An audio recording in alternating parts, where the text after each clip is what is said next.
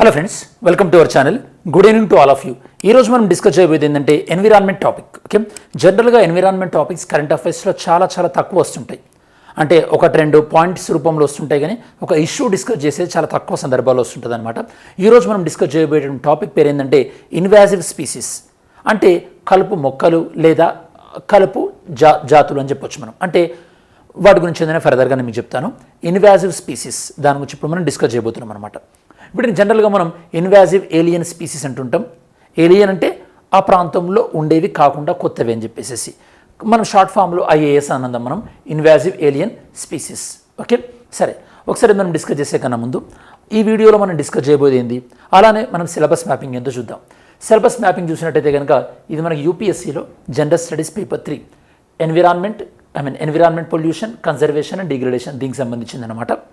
ఒకసారి అలానే గ్రూప్ 1లో మీకు ఇంపార్టెంట్ ఉంటుంది, ఏపీపీఎస్సీ కానీ టీఎస్పీఎస్సీ కానీ. మరి ఈ వీడియోలో మనం ఏం నేర్చుకోబోతున్నాం, ఒకసారి లెర్నింగ్ ఆబ్జెక్టివ్స్ ఏందో చూద్దాం. ఏం నేర్చుకుంటున్నామంటే ఫస్ట్ ఆఫ్ ఆల్ ఇది వార్తల్లో ఎందుకు ఉంది అంటే కాంటెక్స్ట్, సందర్భం ఏంది. దాని తర్వాత మనకి definition of invasive alien species, అసలు దీని యొక్క డెఫినేషన్ ఏంది, ఇన్వాజివ్ ఏలియన్ స్పీసీస్ అంటే డెఫినేషన్. దాని తర్వాత వీటి యొక్క ఇంపాక్ట్ ఏ విధంగా ఉంటుంది ఇండియాలో కానీ ఓవరాల్గా ఈ యొక్క మనకి క్లైమేట్ పైన ఎలాంటి ఎఫెక్ట్ ఉంటుంది. దాని తర్వాత నేషనల్ లెవెల్లో వీటిని తగ్గించడానికి మనం తీసుకున్నటువంటి చర్యలు ఏంది. దాని తర్వాత ఇంటర్నేషనల్ లెవెల్లో ఎలాంటి ప్రోగ్రామ్స్ని తీసుకోవడం జరిగింది. అండ్ ఫైనల్గా మనకి ఈ వీడియో ఎండింగ్లో మీకు కొన్ని రకాలైనటువంటి ఇన్వాజివ్ ఏలియన్ స్పీసీస్ వాటికి ఎగ్జాంపుల్స్ కూడా నేను మీకు ఇస్తాను. ఇవి మన వీడియోలో నేర్చుకోబోతున్నవి. ఫస్ట్ సందర్భం, కాంటెక్స్ట్ ఏందో చెక్ చేసిన తర్వాత నేను మీకు కాన్సెప్ట్ ఎక్స్ప్లెయిన్ చేస్తాను. సందర్భం ఏంటంటే మనకి ఈ యొక్క అండమాన్ నికోబార్లో ఈ యొక్క చీతల్ అంటే మనం స్పాటెడ్ డీర్ అంటారు అనమాట. స్పాటెడ్ డీర్ మీకు ఈజీగా ఇలా మీకు ఫొటోస్ చూసి గుర్తుపడతారు అని చెప్పేసి ఫోటో ఇంక్లూడ్ చేయడం జరిగింది. వీటి సంఖ్య పెరిగిపోతుంది. యాక్చువల్లీ ఇక్కడ ఒక ఆశ్చర్యకరమైన విషయం ఏంటంటే ఇవి ఇండియాలో అంటే ఇండియా యొక్క ప్రధాన భూభాగంలో వీటిని రక్షిస్తున్నాం మనం. బట్ అండమాన్లో మాత్రం ఇవి విచ్చలవిడిగా వీటి యొక్క పాపులేషన్ పెరిగిపోయింది. అంటే ఇక్కడ ఒక పాసిబిలిటీని అర్థం చేసుకోవాలి ఏంటంటే ఇండియాలో ఒక ప్రాంతంలో రేర్గా ఉండేది ఇంకో ప్రాంతంలో అది ఇబ్బందికరంగా ఉండేటటువంటి అవకాశం కూడా ఉంటుంది. సో అండమాన్ నికోబార్లో ఎక్కడంటున్నారు వీళ్ళు, మనకి అండమాన్ నికోబార్లో పోర్ట్ బ్లేర్ దగ్గరలో మీకు రాస్ ఐలాండ్ అని ఉంటుంది. ఈ యొక్క రాస్ ఐలాండ్కి తర్వాత మనం సుభాష్ చంద్రబోస్ ఐలాండ్ అని కూడా మీరు పేరు పెట్టారు. ఆ యొక్క సుభాష్ చంద్రబోస్ ఐలాండ్లో ఈ యొక్క చీతల్ అంటే ఒక జింకల యొక్క సంఖ్య విపరీతంగా పెరిగిపోయింది.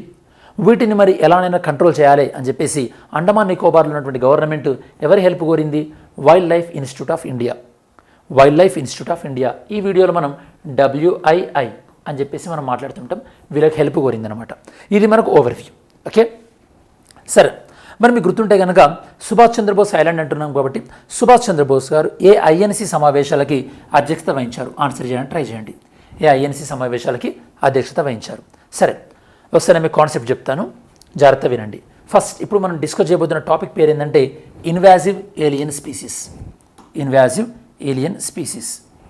ఓకే, ఇన్వాజివ్ ఏలియన్ స్పీసీస్ అంటే ఒక జాతి. ఓకే, మరి ఇన్వాజివ్ ఏలియన్ స్పీసీస్ అంటే ఏంది, ఇది మనకు అర్థం కావాలంటే ఫస్ట్ మీకు అర్థం కావాల్సిన కాన్సెప్ట్ ఏంటంటే హ్యాబిటేట్ అంటే జీవావరణం అని చెప్పేసి. ఒక హ్యాబిటేట్లో ఆ ప్రాంతానికి చెందినటువంటి ప్లాంట్స్, దాంతోపాటు ఆ ప్రాంతానికి చెందినటువంటి యానిమల్స్ ఉంటాయి నార్మల్గా ఒక హ్యాబిటేట్లో.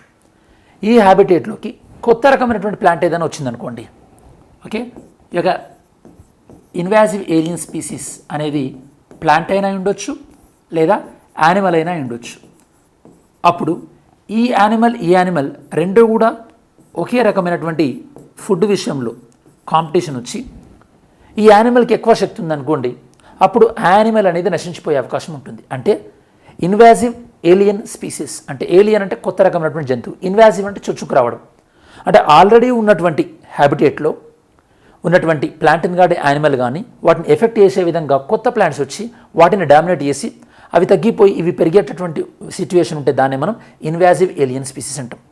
మీరు జనరల్గా డే టు డే లైఫ్లో రొటీన్గా మీరు అబ్జర్వేషన్ ఉంటారు, ఒకప్పుడు మనకి క్రౌస్ అంటే కాకులు చాలా కనిపించేటివి. ఓకే, ఇప్పుడు బలగం మూవీ చూస్తే కానీ కనిపించట్లేదు. సో మరి కాకులు ఎందుకు ఇంత సంఖ్య తగ్గిపోయింది, ఇప్పుడు మీరు అర్బన్ ఏరియాలో చూస్తే వాటి సంఖ్యలో యొక్క పావురాలు పిజియన్స్ సంఖ్య పెరిగిపోయింది. పిజియన్స్ ఫుడ్ కంప్లీట్ అవుతున్నాయి. ఓకే, వాటి యొక్క నంబర్ పెరిగిపోవడం వల్ల ఇలా మీరు అంటే ఒరిజినల్గా అంటే పిజియన్స్ పావురాలు మన దేశానికి చెందినవి కావు, మనకి ఇరాన్ నుంచి వచ్చినాయి అనమాట. ఇలా ఆల్రెడీ ఉన్నటువంటి ప్లాంట్స్ అండ్ యానిమల్స్ని కొత్తగా వచ్చినటువంటి ప్లాంట్స్ కానీ యానిమల్స్ కానీ ఎఫెక్ట్ చేస్తే దాన్ని మనం ఇన్వాజివ్ ఏలియన్ స్పీసీస్ అంటాం. ఇప్పుడు మీకు కాన్సెప్ట్ అర్థమైంది కదా. మరి ఇలాంటి ఇన్వాజివ్ ఏలియన్ స్పీసీస్ వీటిని కంట్రోల్ చేయడానికి మనకి ఇంటర్నేషనల్లో ఇంటర్నేషనల్ అగ్రిమెంట్స్ ఏమైనా ఉన్నాయా, ఇంటర్నేషనల్ అగ్రిమెంట్స్ ఏవైనా ఉన్నాయా డిస్కస్ చేస్తాం. ఇంటర్నేషనల్ అగ్రిమెంట్స్ లేదా ఇంటర్నేషనల్ కన్వెన్షన్స్ అనుకోండి. దాంతోపాటు ఇండియాస్ మెజర్మెంట్స్, ఇండియాలో ఎలాంటి మెజర్స్ తీసుకున్నారు వీటిని కంట్రోల్ చేయడానికి, ఇట్లాంటి విషయాలని మనం డిస్కస్ చేస్తున్నాం అన్నమాట ఈరోజు వీడియోలో. దాంతోపాటు ఇట్లాంటి కొన్ని ఎగ్జాంపుల్స్ మనకు వీడియో ఎండింగ్లో ఇన్వాజివ్ ప్లాంట్స్కి కొన్ని రకాలైనటువంటి ఎగ్జాంపుల్ చూస్తాం. దాంతోపాటు ఇక్కడ అండమాన్ నికోబార్ గవర్నమెంట్ ఎవరు హెల్ప్ అడిగింది, wild life institute of India వాళ్ళ హెల్ప్ అడిగింది కదా. ఆ ఇన్స్టిట్యూట్ గురించి కూడా మనం ఒకసారి డిస్కస్ చేస్తాం. ఇది ఓవర్ వ్యూ మనం ఈ వీడియోలో చెక్ చేసేది. సరే చూద్దాం. ఫస్ట్ మనకి ఇన్వాజివ్ ఏలియన్ స్పీసీస్ అంటే మీనింగ్ ఏంది. మనకి వైల్డ్ లైఫ్ ప్రొటెక్షన్ యాక్ట్ 1972 ప్రకారము ఇవేంటంటే యానిమల్ అయి ఉండొచ్చు లేదా ప్లాంట్ అయి ఉండొచ్చు. బాగా గుర్తుపెట్టుకోండి, ఎంసీక్యూ క్వశ్చన్ ఇది ఇంపార్టెంట్. ఇది ఆ ప్రాంతానికి నేటివ్ అయి ఉండకూడదు, దేశానికి నేటివ్ అని కాదు, ఆ ప్రాంతానికి నేటివ్ అయి ఉండకూడదు. ఎందుకంటే ఇందాక మనం చూసినాం చీతల్ అనేది ఇండియా నేటివే, కాకపోతే అండమాన్లో మాత్రము అది నేటివ్ కాదు, అక్కడికి వెళ్ళి అక్కడ ఎక్కువగా పాపులేషన్ ఉంది. సో నేటివ్ కానటువంటిది దానివల్ల ఏమవ్వాలి, దానివల్ల ఒరిజినల్గా ఉండేటటువంటి ఒక ప్లాంట్ కానీ యానిమల్ కానీ అవి ఎఫెక్ట్ అవ్వాలి. అప్పుడే దీన్ని మనం ఇన్వాజివ్ ఏలియన్ స్పీసీస్ అంటున్నాం. బెస్ట్ ఎగ్జాంపుల్ ఇప్పుడు మనకి అండమాన్లో ఉన్నటువంటి చీతల్. ఇవి మనకి మెయిన్ ల్యాండ్ మన భారతదేశం యొక్క ప్రధాన భూభాగం పైన వీటిని మనం రక్షిస్తున్నాం. బట్ అండమాన్లో మాత్రం వీటి సంఖ్య విపరీతంగా పెరిగిపోయింది. ఎందుకు పెరిగిపోయి ఉంటుంది, నార్మల్గా ఒక ప్లాంట్ కానీ ఒక యానిమల్ కానీ వాటి సంఖ్య విపరీతంగా ఎందుకు పెరిగిపోతుందంటే వాటిని తినేటటువంటి యానిమల్ లేకపోవడం, ప్రెడిటర్స్ లేకపోవడం, ప్లాంట్ విషయంలో కానీ యానిమల్స్ విషయంలో కానీ. ఇప్పుడు ఈ యొక్క అండమాన్లో ఒక జింకలను తినేటటువంటి ప్రెడేటర్ లేకపోవడం వల్ల వాటి సంఖ్య విపరీతంగా పెరిగిపోయిందనమాట. సరే, వైల్డ్ లైఫ్ ప్రొటెక్షన్ యాక్ట్ 1972 ఏం చెప్తుంది, ఇంకా ఈ జనరల్గా నేటివ్ అయి ఉండకూడదు ఇండియాకి అని చెప్పేసి. కాకపోతే ఈ చీతాలు అనేది మనకి ఇండియాకి నేటివే, కాకపోతే అండమాన్ నికోబార్లో మాత్రం నాన్ నేటివ్ అనమాట. దీనివల్ల కలిగేటటువంటి ఎఫెక్ట్ ఏందో మనం చూద్దాం. కాకపోతే బ్రాడ్గా మీకు అర్థం కావాల్సింది ఏంటంటే అక్కడ ఆల్రెడీ ఉన్నటువంటి ప్లాంట్స్ కానీ యానిమల్స్ కానీ అవి ఎఫెక్ట్ అవుతాయి అన్నమాట. ఎందుకంటే ఇవి రెండు కూడా సేమ్ రిసోర్సెస్, ఒకే రకమైనటువంటి ఫుడ్కి ఇవి కంపీట్ అవ్వాలి కాబట్టి అవి ఎఫెక్ట్ అవుతాయి. ఎగ్జాంపుల్ మనకి కిలోడియోలో పార్క్ భరత్పూర్ రాజస్థాన్లో, ఇది మనకి యునెస్కో వరల్డ్ హెరిటేజ్ సైట్. ఇక్కడ మనకి ఆఫ్రికన్ క్యాట్ ఫిష్ అనేది మనకి విపరీతంగా వీటి యొక్క సంఖ్య పెరిగిపోయింది. ఇట్లాంటి మనం ఎగ్జాంపుల్ చూద్దాం.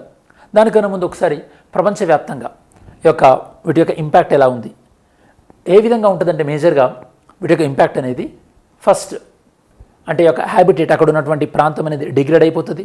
ఎందుకంటే అక్కడ ఒరిజినల్ ప్లాంట్స్ అండ్ యానిమల్స్ లేకపోవడం వల్ల. దీనివల్ల డిసీజెస్ కూడా ట్రాన్స్మిట్ అయ్యే అవకాశం ఉంది. ఎందుకంటే వేరే కంట్రీ నుంచి ప్లాంట్ కానీ యానిమల్ కానీ మన కంట్రీలో వచ్చినప్పుడు అవి డిసీజ్ క్యారీ చేసే అవకాశం ఉంటుంది.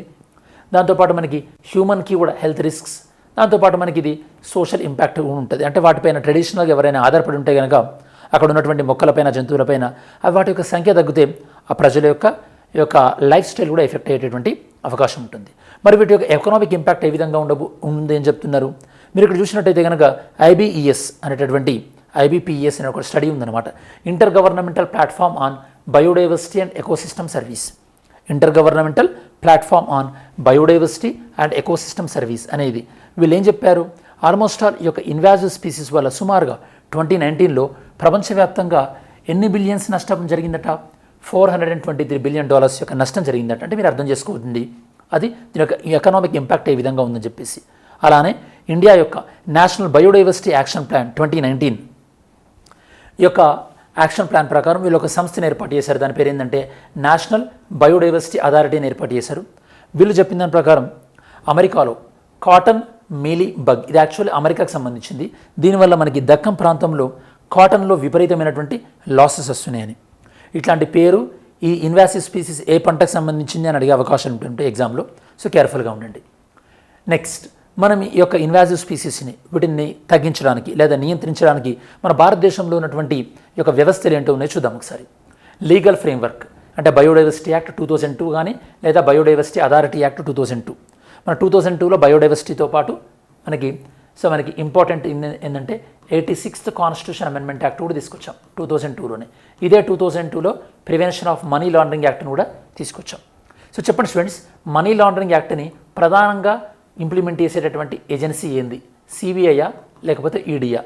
మనీ లాండరింగ్ని ప్రధానంగా ఇంప్లిమెంట్ చేసేటటువంటి ఏజెన్సీ ఏంది? సిబిఐ, ఈడీఏ? ఆన్సర్ చేయండి. అలానే national action plan on invasive alien species, దీన్ని ఎవరు తీసుకొచ్చారు? Ministry of environment, forest and climate change వాళ్ళు తీసుకొచ్చారు. అలానే మనము national invasive species information centre అని ఒకటి. సో ఇవన్నీ కూడా మన భారతదేశంలో ఈ యొక్క ఇన్వాజివ్ స్పీసీస్ని తగ్గించడానికి మనం తీసుకొచ్చినటువంటి విషయాలు అనమాట.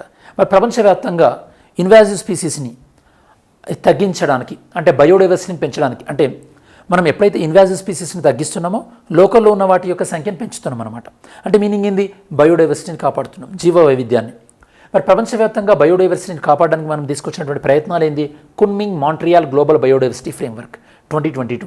ఇది మనకి ఫస్ట్ ఫేజ్ అనేది కున్మింగ్లో జరిగింది, సెకండ్ ఫేజ్ అనేది మాంట్రియాల్లో జరిగింది. దీని యొక్క టార్గెట్ ఏంది? 2030 కల్లా మనం ఈ యొక్క ఇన్వాజివ్ స్పీసీస్ని సుమారుగా మనం 50% అయినా సరే మనం తగ్గించగలగాలని చెప్పేసి. Next, convention on biological diversity, CBD 1992. ఇది మనకి రియో సమ్మిట్లో దీన్ని మనం అడాప్ట్ చేసుకోవడం జరిగింది, ఆమోదించుకున్నాము.